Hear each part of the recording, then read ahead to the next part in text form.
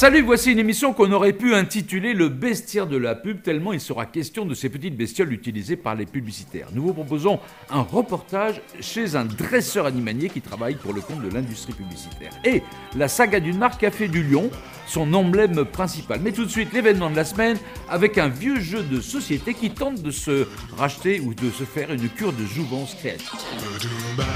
Ça fait 70 ans qu'un Américain a imaginé le Scrabble et c'est en 1955 qu'il est apparu en France sous sa forme actuelle. Le paradoxe, c'est que dans cette époque où les jeux vidéo et en réseau dominent notre quotidien, le Scrabble résiste encore et toujours malgré une image qui était devenue un peu poussiéreuse. Alors en 2008, une agence de publicité française a été chargée de donner un coup de neuf à tout ça. Et là, elle vient de réaliser un coup spectaculaire à Berlin où vous emmène Charlotte, c'est l'événement de la semaine.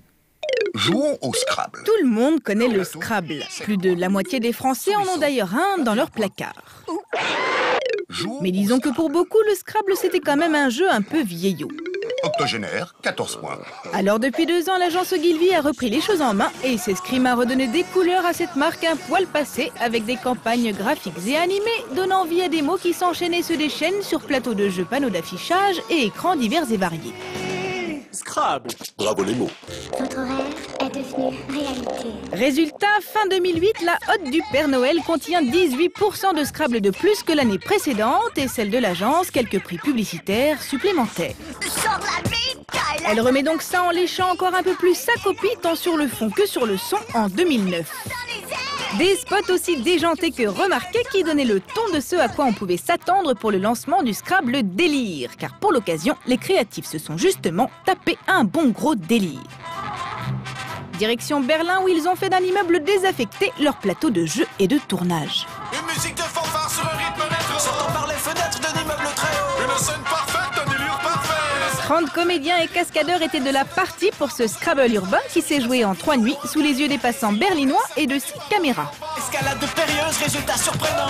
Sur sa route, ton trajet est conclu. Notre super-héros croise un passant de lui. Se défait comme il peut de sa poigne imposante. Le convive continue son ascension pesante. Sur une rythmique balkanique sortie tout droit du studio canadien qui avait déjà sévi sur les films de l'an passé, les mots dansent en résonance avec les sujets des cases animées.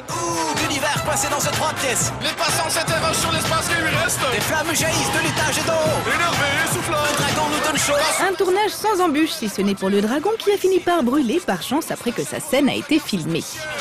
Vous l'aurez compris, il est ici question d'un Scrabble plus rigolo, moins intello, où les mots peuvent par exemple être écrits à l'envers ou n'importe où sur le plateau. Silence!